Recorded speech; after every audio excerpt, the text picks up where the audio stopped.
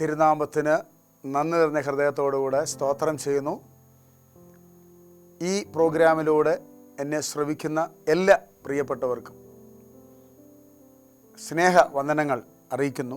ദൈവത്തിൻ്റെ വചനവും യേശുക്രിസ്തുവിൻ്റെ സാക്ഷ്യവും നിമിത്തം ഒരു പ്രാവശ്യം കൂടെ വചനവുമായിട്ട് ആമേൻ നിൽക്കുവാൻ കർത്താവ് അവസരം ഒരുക്കി. അല്പ സമയത്തെ ചിന്തയ്ക്ക് ആധാരമായി 1 തിമോത്തിയോസ് 4-ാം അധ്യായത്തിൻ്റെ 15-ാമത്തെ വാക്യം. നിന്റെ അഭിവൃദ്ധി എല്ലാവർക്കും പ്രസിദ്ധമായി തീരേണ്ടതിന് ഇത് കരുതുക,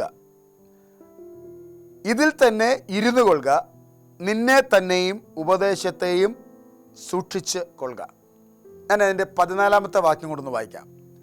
മൂപ്പന്മാരുടെ കൈവപ്പോടുകൂടി പ്രവചനത്താൽ നിനക്ക് ലഭിച്ചതായി നിന്നിലുള്ള കൃപാവരം ഉപേക്ഷയായി വിചാരിക്കാതെ നിന്റെ അഭിവൃദ്ധി എല്ലാവർക്കും പ്രസിദ്ധമായി തീരേണ്ടതിന് ഇത് കരുതുക, ഇതിൽ തന്നെ ഇരുന്നു കൊള്ളുക, നിന്നെ തന്നെയും ഉപദേശത്തെയും സൂക്ഷിക്കുക. ഈ തിമോത്തിയോസിന്റെ ലേഖനം ഇടയ ലേഖനമാണ്. അതായത് ഒരു ശുശ്രൂഷ കഴിഞ്ഞ് അടുത്ത ഒരു തലമുറയെ ശുശ്രൂഷ പൗലോസ് കൈമാറുകയാണ്. താൻ ആത്മീയത്തിൽ ജനിപ്പിച്ചതിൻ്റെ നീചപുത്രനായിരിക്കുന്ന തിമോത്തിയോസിന് ശുശ്രൂഷയുടെ ബാറ്റൺ കൈമാറുമ്പോഴുള്ള വളരെ ശ്രദ്ധേയമായ, കാതലായ, ഉൾക്കരുത്തുള്ള, കാമ്പുള്ള തിരുവചന ഭാഗങ്ങളാണ് ഇതിൻ്റെ അകത്തെ പ്രതിപാദ്യ വിഷയം. ഇതിൻ്റെ അകത്ത് 2 കാര്യങ്ങൾ ഊന്നി പറയുവാൻ ഞാൻ ആഗ്രഹിക്കുക. 2 സബ്ജക്റ്റ്. ഒന്ന് ഭൗതിക അഭിവൃദ്ധി, 2 ആത്മീയ അഭിവൃദ്ധി.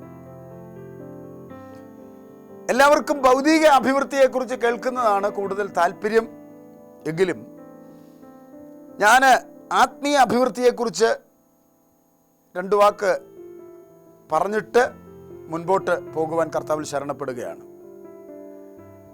ഒരു വ്യക്തി യഥാർത്ഥമായി ദൈവത്തെ ആരാധിച്ചു തുടങ്ങുമ്പോൾ ആദ്യം ഉയരേണ്ടത് അവരുടെ ആത്മീയ ജീവിതത്തിൻ്റെ അഭിവൃദ്ധിയുടെ ഗ്രാഫാണ്. അതായത് ഈ തിരുവചന ഭാഗത്തിൻ്റെ 12-13 വാക്യങ്ങൾ നമ്മൾ വായിച്ചാൽ നമുക്ക് വളരെ വ്യക്തമായിട്ട് ആ കാര്യം നമുക്ക് ബോധ്യപ്പെടുവാനിടയായിത്തീരും. ഫിലിപ്പി ലേഖനം 1-ാം അധ്യായത്തിന് 9 മുതൽ 11 വരെയുള്ള വാക്യങ്ങൾ നമുക്ക് ഏതൊക്കെ നിലയിലാണ് ആത്മീയത്തിൻ്റെ അകത്ത് ഒരു വർധനവ് വരേണ്ടത്. അവിടെ എഴുതിയിരിക്കുന്നു, സ്നേഹം പരിജ്ഞാനത്തിൽ വർദ്ധിക്കണം. വളരെ ചിന്തനീയമാണ്, വളരെ ശ്രദ്ധിച്ച് പഠിക്കേണ്ട ഒരു സബ്ജക്റ്റാണ്. സ്നേഹം വർദ്ധിക്കണമെന്നല്ല എഴുതിയിരിക്കുന്നത്, സ്നേഹം പരിജ്ഞാനത്തിൽ, വിവേകത്തിൽ അത് വർദ്ധിക്കണം. ഇന്ന് ഏറ്റവും കൂടുതൽ തെറ്റിദ്ധരിക്കപ്പെടുന്നൊരു വാക്കാണ് സ്നേഹം. പലരും സ്നേഹിക്കുന്നുണ്ട്, പക്ഷെ അത് അർഹിക്കുന്നവർക്ക് ലഭിക്കുന്നില്ല എന്നുള്ളതാണ് യാഥാർത്ഥ്യം. ഇന്ന് സത്യത്തിൽ എല്ലാവരുടെയും സ്നേഹം ഈ നവമാധ്യമങ്ങളിൽ കൂടെയുള്ള സ്നേഹമാണ്. കൂടുതലും അതിൻ്റെയൊക്കെ സിംബൽസാണ് മനുഷ്യൻ ഉപയോഗിക്കുന്നത്. നമുക്കറിയാം, വാട്സാപ്പ്, ഫേസ്ബുക്ക്, ഇൻസ്റ്റഗ്രാം, മറ്റ് പരിപാടികളൊക്കെ ഉണ്ട്. ഇതിൻ്റെ അകത്തൊക്കെ സ്നേഹപ്രകടനങ്ങളുടെ സിംബൽസ് അങ്ങോട്ടും ഇങ്ങോട്ടൊക്കെ കൈമാറുന്ന ആൾക്കാരുണ്ട്. പക്ഷേ ഇതൊക്കെ ചെയ്യുന്നവർക്ക് എത്രത്തോളം ആത്മാർത്ഥമായ സ്നേഹം ഉള്ളിലുണ്ടെന്ന് നമുക്കൊന്ന് ചിന്തിക്കേണ്ട ഒരു വിഷയമാണ്.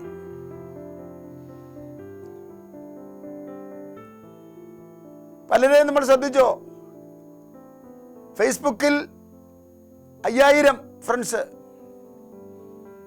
ചിലർക്ക് 3000. 6ാം ക്ലാസ്സിൽ പഠിക്കുന്ന കുട്ടിക്ക് 600 ഫ്രണ്ട്സ്, 7ാം ക്ലാസ്സിൽ പഠിക്കുന്ന പിള്ളേർക്ക് 700. ഇങ്ങനെ കണക്കനുസരിച്ച് പോവുകയാണ്. ഇവരെല്ലാവരും വാട്സപ്പ് ഗ്രൂപ്പുണ്ട്. ഒരു 25 ഗ്രൂപ്പിൻ്റെ അകത്തെങ്കിലും അംഗത്തോട് ഉണ്ട്.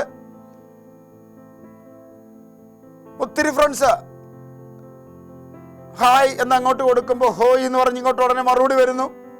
ഞാൻ ഇങ്ങനെയുള്ള കാര്യത്തിൻ്റെ അകത്തൊന്നും എതിരുള്ള ആളല്ല, ഇതൊക്കെ ഒരു പരിധി വരെ ഉപയോഗിക്കുന്നുണ്ട്, വികലമാകുന്നില്ലെന്നുള്ളതേ ഉള്ളൂ. പക്ഷേ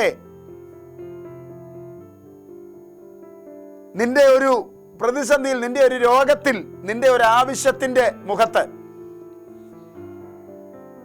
ഇവരിൽ എത്ര പേര് വരും, എത്ര പേര് കാണും, എത്ര പേര് നിന്നോട് സ്നേഹം പ്രകടിപ്പിക്കും? ഇങ്ങനെയൊക്കെ കുറേ ഫ്രണ്ട്സ് ഇപ്പോൾ ഉള്ളത് കാരണം, വാട്സപ്പിൽ ഫ്രണ്ട്സ്, ഫേസ്ബുക്കിൻ്റെ അകത്ത് ഫ്രണ്ട്സ്, ഇൻസ്റ്റാഗ്രാമിൻ്റെ ഫോളോവേഴ്സ്, ഇങ്ങനെയൊക്കെ ഉള്ളത് കാരണം ചിലർക്ക് അർഹിക്കപ്പെട്ടവരെ സ്നേഹിക്കാൻ പറ്റുന്നില്ല. അപ്പനെ സ്നേഹിക്കാൻ പറ്റുന്നില്ല, അമ്മയെ സ്നേഹിക്കാൻ പറ്റുന്നില്ല, ഭാര്യയെ സ്നേഹിക്കാൻ പറ്റുന്നില്ല, ചിലർക്ക് മക്കളെ സ്നേഹിക്കാൻ പറ്റുന്നില്ല. ഞാനൊരു കാര്യം നിങ്ങളോട് പറയാം, നിന്റെ സ്നേഹം 5000 ഫ്രണ്ട്സിനും 6000 ഫ്രണ്ട്സിനും പകത്ത് കൊടുത്തിട്ട് വീട്ടിൽ വന്ന് നീ കോപ സ്വഭാവത്തോടെ മറ്റുള്ളവരുടെ മുമ്പിൽ വലിയ ദേഷ്യഭാവത്തോടെ വീട്ടിലുള്ളവരോടും പ്രിയപ്പെട്ടവരോടും നീ പെരുമാറിക്കൊണ്ടിരുന്നാൽ, നിനക്കൊരു പനി വന്നാൽ, ഒരു ജലദോഷം വന്നാൽ, ഒരു വിക്സ് എടുത്ത് തൂത്ത് തരാൻ ഈ 5000 ഫ്രണ്ട്സ് വരുത്തില്ല. ഈ സിമ്പിൾ അയക്കുന്നവരൊന്നും വരുത്തില്ല. ഈ ചിലർക്ക് അവരുടെ കണ്ണുനീരും അവരുടെ പ്രാർത്ഥനയും അവരുടെ അനുതാപവും ഒക്കെ കണ്ട് ദൈവം അവർക്ക് അനുഗ്രഹവും നന്മയും കൊടുക്കുമ്പോൾ അവർ ബലവാന്മാരാകും, അവർ ശക്തന്മാരാകും, 4 പരിചയക്കാരൊക്കെ ആകും, ചില രാഷ്ട്രീയ പിടിപാടൊക്കെ ആകും. അങ്ങനെ വരുമ്പോൾ പിന്നെ അവർക്ക് അങ്ങോട്ട് അഹങ്കാരം അങ്ങോട്ട് വരും. ആമേൻ. വചനം പറയുന്നു, വീഴ്ചയ്ക്ക് മുൻപേ നകളം. ഒരാൾ നകളിക്കുമ്പോൾ നീ ഓർത്തോണം, തീരാൻ പോവാ. അവൻ ബലവാനായി തീർന്നപ്പോൾ അവൻ നാശത്തിനായിട്ട് അവന്റെ ഹൃദയം നിഗളിച്ചു. ആമേൻ. ചില ആൾക്കാർക്ക് ജീവിതത്തിൽ എങ്ങനെ താഴ്മ ധരിക്കണമെന്ന് അറിയത്തില്ല, എങ്ങനെ വിനയപ്പെടണമെന്ന് അറിയത്തില്ല, ഒരു മനുഷ്യനോട് സ്നേഹമായിട്ട് പെരുമാറാൻ അറിയത്തില്ല. മറ്റുള്ളവരുടെ ഹൃദയം മുറിപ്പെടുത്തുന്ന നിലയിലുള്ള വാക്കുകൾ, അങ്ങനെയുള്ള പ്രവൃത്തികൾ. അവർ പറയുന്നത്, എനിക്കെല്ലാം ഉണ്ട്, ഞാൻ സമൃദ്ധിയായിരിക്കുന്നു, എനിക്ക് ആരെയും അങ്ങനെ മൈൻഡ് ചെയ്യേണ്ട ആവശ്യമില്ല. ഞാൻ പറയാം, സ്നേഹിത, നിനക്കെത്ര നന്മയുണ്ടെങ്കിലും, നിനക്കെത്ര സാമ്പത്തിക ഉന്നതിയുണ്ടെങ്കിലും, വിദ്യാഭ്യാസമുണ്ടെങ്കിലും, മനുഷ്യനെ മനുഷ്യനായി കാണുകയും ആ സ്നേഹ ആദരവോട് അവരോട് പെരുമാറാനൊക്കെ നമുക്ക് കഴിഞ്ഞില്ലെങ്കിൽ, നിന്റെ ധനം കൊണ്ട് എന്തർത്ഥം, നിന്റെ സൗന്ദര്യം കൊണ്ട് എന്തർത്ഥം, നിനക്ക് കിട്ടിയ എല്ലാ സൗഭാഗ്യങ്ങളും കൊണ്ട് അർത്ഥമില്ല.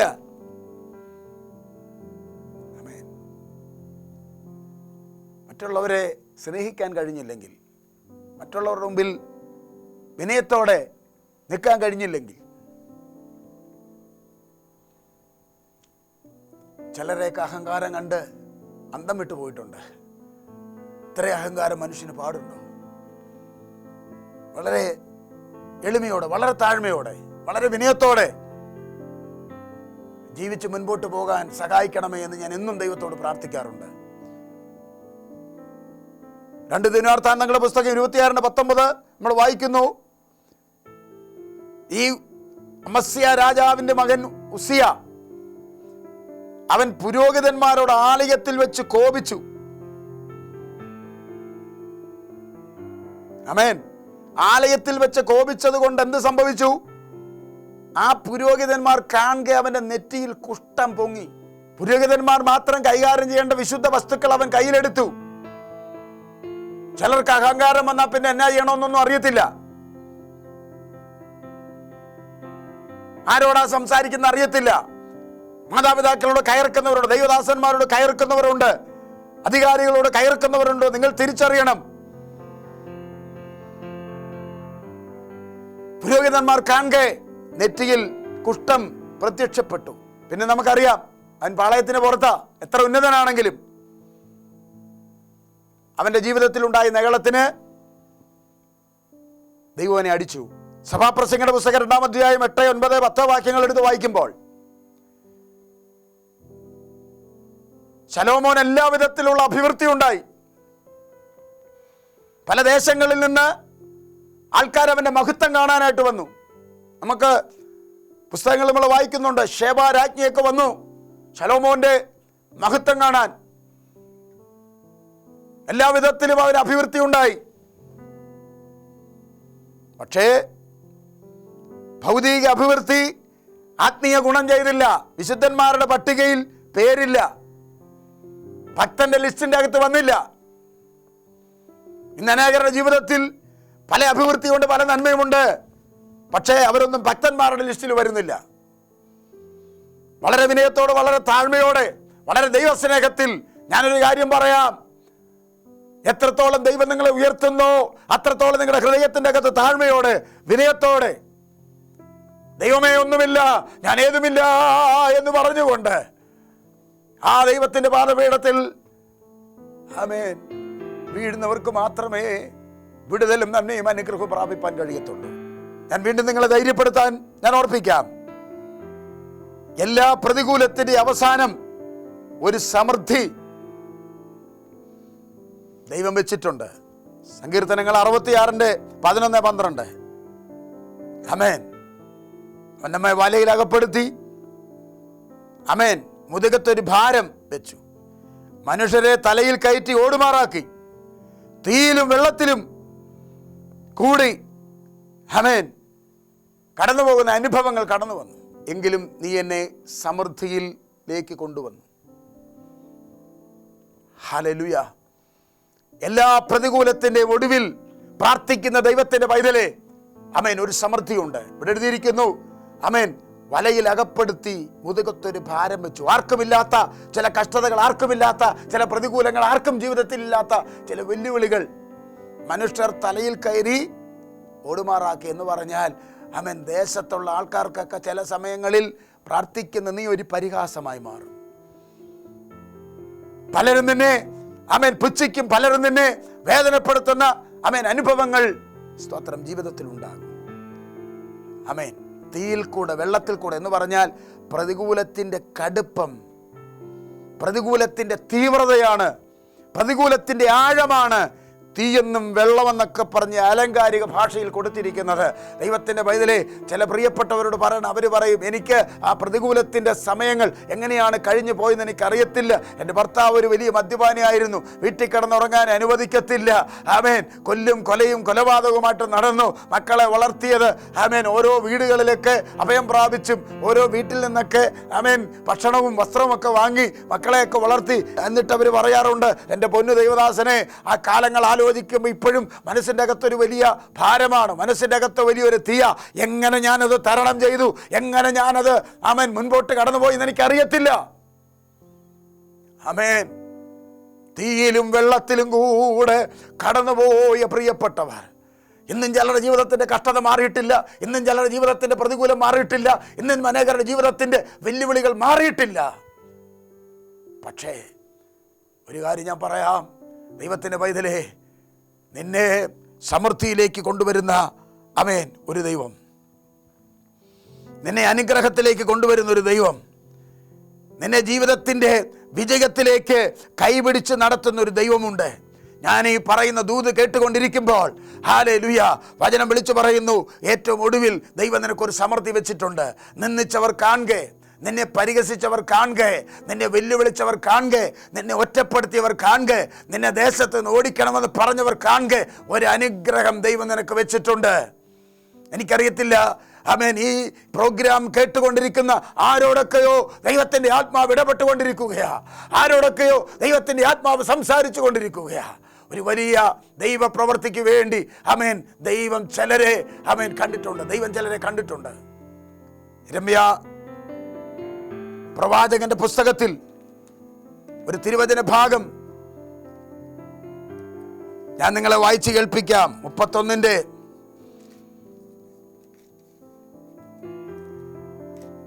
1, 3, 4, 5 വാക്യങ്ങൾ. നിത്യസ്നേഹം കൊണ്ട് ഞാൻ നിന്നെ സ്നേഹിച്ചിരിക്കുന്നു, അതുകൊണ്ട് ഞാൻ നിനക്ക് ദയ ദീർഘമാക്കിയിരിക്കുന്നു. ഇസ്രായേൽ കന്യകയെ, ഞാൻ നിനക്ക് വീണ്ടും അഭിവൃദ്ധി വരുത്തുകയും നീ അഭിവൃദ്ധി പ്രാപിക്കുകയും ചെയ്യും. നീ ഇനിയും ചേലോടെ തപ്പെടുത്ത് കൊണ്ട് സന്തോഷിച്ച് നൃത്തം ചെയ്യുന്നവരുടെ നിരയിൽ പുറപ്പെടും. ഹല്ലേലൂയ. ദൈവ വചനത്തിൽ വളരെ ശക്തമായിട്ട് ദൈവത്തിൻ്റെ പരിശുദ്ധാത്മാവ് ചില വ്യക്തികളോട്, ഈ വചനം കേൾക്കുന്ന ചിലരോട് ദൂതായിട്ട് വിളിച്ചു പറയുക, ആമേൻ, നീയും ചേലോടെ തപ്പെടുത്തുകൊണ്ട് നൃത്തം ചെയ്യുന്നവരുടെ ഗണത്തിൽ വരും. കാരണം ഒരു കാലഘട്ടത്തിൽ മുഴുവൻ നീ റെട്ടുടുത്തുകൊണ്ട്, നീ വെണ്ണീർ തലയിൽ വാരിയിട്ടുകൊണ്ട് മനുഷ്യന്റെ മുൻപിൽ വരുവാൻ കഴിയാതെ ജീവിതം മുഴുവൻ എൻ്റെ ജീവിതം ഒരു പരിഹാസമായി, ആമേൻ, നവോമി പറഞ്ഞതുപോലെ, നവോമി എന്ന് വിളിക്കരുത്, ആമേൻ, സർവശക്തൻ എനിക്ക് കൈപ്പാല് ചെയ്തിരിക്കുന്നത് പറഞ്ഞ പോലെ, ആമേൻ, ചില പ്രിയപ്പെട്ടവർ അവരുടെ ജീവിതത്തിൽ പ്രതികൂലം എന്ന് പറഞ്ഞ്, ആമേൻ, മാറത്തടിക്കുമ്പോൾ ഈ വചനം കേൾക്കുന്ന പ്രിയപ്പെട്ടവരോട് പറയുന്നു, ആമേൻ, നീയും ചേലോടെ തപ്പെടുത്ത് നൃത്തം ചെയ്യുന്നവരുടെ ഗണത്തിൽ വരും. നിന്റെ കണ്ണുനീരിന്റെ സമയം തീർന്നു, നിന്റെ വിലാപത്തിന്റെ സമയം തീർന്നു. നിന്നെയും ദൈവം പുറപ്പെടുവിച്ച് കൊണ്ടുവരുവാൻ പോകുകയാണ്. പ്രതികൂലത്തിന്റെ കാറ്റുകൾ ഇനിയും അടിക്കയില്ല. പ്രതിസന്ധികൾ ഓരോന്നോരോന്നായിട്ട് മാറിപ്പോകും. നിന്റെ വീട്ടിന്റെ അകത്തുള്ള, ആമേൻ, വെല്ലുവിളികളെ ഓരോന്നോരോന്നായി ദേശത്ത് ഞാൻ മാറ്റും. ആമേൻ, നഷ്ടപ്പെട്ടത് ഓരോന്നോരോന്നായിട്ട് നിനക്ക് മടക്കി തരുന്ന ദൈവം, വെട്ടുക്കിളി തിന്നത്, തുള്ളൻ തിന്നത്, പച്ചപ്പുഴു തിന്നത്, വീട്ടിൽ നിന്ന് ശേഷിപ്പിച്ച, ആമേൻ, ഹല്ലേലൂയ, സകലതും നിനക്ക് മടക്കി തരാൻ കഴിയുന്ന ഒരു ദൈവകൃപ, നിനക്ക് മടക്കി തരാൻ കഴിയുന്ന ഒരു അഭിഷേകം നിന്റെ മേൽ ഈ വചനം കേട്ടുകൊണ്ടിരിക്കുമ്പോൾ തന്നെ, ആമേൻ, വ്യാപരിക്കട്ടെ. യേശുവിൻ്റെ അധികാരമുള്ള നാമത്തിൽ. എനിക്കറിയില്ല, ആമേൻ, ഈ വചനം ഏതൊക്കെയോ കുടുംബങ്ങളോട്, ഏതൊക്കെയോ വ്യക്തികളോട് ഇടപെട്ടുകൊണ്ടിരിക്കുകയാണ്. ഒരുപക്ഷേ, ആമേൻ, ഒരു വലിയ കഷ്ടതയുടെ നടുവിൽ നിന്ന്, ആമേൻ, നിന്റെ വേദന കണ്ടിട്ട് ഈ വിഷയം നീ പ്രാർത്ഥിച്ചിട്ട്, ആമേൻ, ഈ ചാനലിൽ കൂടെ ഒരു ദൈവിക ഇടപെടൽ പോലെ ആയിരിക്കാം പരിശുദ്ധാത്മാവ് ഇടപെടുന്നത്. ആ വചനം നിന്റെ ജീവിതത്തിൽ വലിയ മാറ്റം, വലിയ രൂപാന്തരം വരുത്തട്ടെ. ഒടുവിൽ, ആമേൻ, ആമേൻ, 66-ാം സങ്കീർത്തനം 12-ാം വാക്യം പറയുന്നല്ലോ, ഒടുവിൽ ഒരു സമൃദ്ധിയുണ്ട്. എല്ലാത്തിൻ്റെ ഒടുവിൽ ഒരു സമൃദ്ധിയുണ്ട്. എവിടെ നിന്റെ കണ്ണുനീര് വീണോ, എവിടെ നീ കരഞ്ഞോ, ആര് നിന്നെ കരയിപ്പിച്ചോ, അവരുടെ മുമ്പിൽ ദൈവാത്മാവ് ഇടപെടുന്നത്. എനിക്കറിയാം, വ്യക്തമായിട്ടറിയാം ആരോടൊക്കെ ദൈവത്തിൻ്റെ ആത്മാവ് സംസാരിക്കുന്നുണ്ട്. നിന്റെ തകർച്ച മാറാൻ പോവാ, ദൈവം നിന്നെ പണിയാൻ പോവാ. ആരുടെയും മുമ്പിൽ നീ ഒരു പരിഹാസമാകാൻ ദൈവം അനുവദിക്കത്തില്ല. എഴുതിയിട്ടോ, ആമേൻ, തകർന്ന ഏതൊക്കെയോ ജീവിതങ്ങളെ ദൈവം പണിയുന്നു, തകർന്ന ഏതൊക്കെയോ കുടുംബങ്ങളെ ദൈവം പണിയുന്നു. ആമേൻ, നിന്റെ തലമുറയുടെ വിഷയത്തിൽ കർത്താവിന്റെ കര നീട്ടാൻ പോകുകയാ. ഹല്ലേലൂയ. ആമേൻ, ആരോടും പറയാത്ത ചില രോഗങ്ങൾ, ആമേൻ, നിനക്കത് വേണ്ടതുപോലെ ചികിത്സിക്കാനുള്ള സാമ്പത്തിക ശേഷിയില്ല, കഷ്ടത വഹിക്കുന്ന ചിലത്, ആമേൻ, എന്നെ കേൾക്കുന്നുണ്ട്. തൊടുന്നു ദൈവത്തിന്റെ ഇടപെടൽ. വചനമയച്ച് നിന്നെ വിടുവിക്കുന്ന ഒരു ദൈവം ഈ ദൂത് കേട്ടുകൊണ്ടിരിക്കുമ്പോൾ, ആമേൻ, എന്നോട് ചിലർ പറഞ്ഞിട്ടുണ്ട്, ദൈവദാസനെ രോഗമാണ്, അറിയത്തില്ല, എൻ്റെ വീട്ടുകാരൻ അറിയത്തില്ല, കാരണം പുള്ളി കൂലിപ്പണിക്കാരനാ, ഇതൊന്നും ചികിത്സിക്കാനുള്ള പൈസയൊന്നും പുള്ളിക്കില്ല. ഞാനതുകൊണ്ട് പറഞ്ഞില്ല. എനിക്ക് അവരോട് അങ്ങനെ പറഞ്ഞപ്പോൾ ബഹുമാനം തോന്നി. പക്ഷെ ഞാൻ പറഞ്ഞു, പറയാതിരിക്കരുത്. ഹല്ലേലൂയ. നിവൃത്തിയില്ലാത്തത് കൊണ്ട് മക്കളെ നല്ല കോഴ്സിന് പഠിപ്പിക്കാത്ത എത്രയോ പേര്, മക്കളെ വേണ്ടവന് ചികിത്സിക്കാത്ത എത്രയോ പേര്, ഓപ്പറേഷൻ ഡോക്ടർ വേണമെന്ന് പറഞ്ഞിട്ട് നിവൃത്തിയില്ലാത്തതുകൊണ്ട് ചെയ്യാത്തവർ. ഞാൻ പറയുന്നു, നീ പ്രാർത്ഥി, കർത്താവ് നിന്നെ സൗഖ്യമാക്കും. നിന്റെ കണ്ണുനീര് കർത്താവ് കാണുന്നു, നിന്റെ വേദന ദൈവം കാണുന്നു. പലതും ആരംഭിച്ചു, ആമേൻ, വിറ്റും പെറുക്കിയും താലിമാല വരെ പണയപ്പെടുത്തി, വസ്തു വിറ്റും ആധാരം പണയം വെച്ചൊക്കെ പലതും തുടങ്ങി. പക്ഷേ ഒന്നും അങ്ങോട്ട് മുഖിയായില്ല.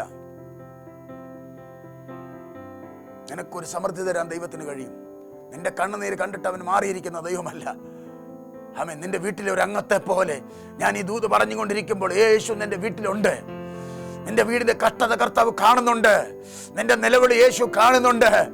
നിന്റെ ദുഃഖം അവൻ കാണുന്നുണ്ട്.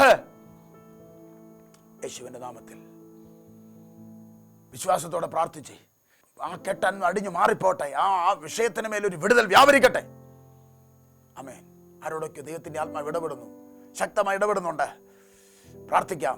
ഞങ്ങളുടെ സ്വർഗീയ പിതാവേ, ഈ വചനം കേൾക്കുന്ന മക്കളെ ദൈവം അനുഗ്രഹിക്കണമേ.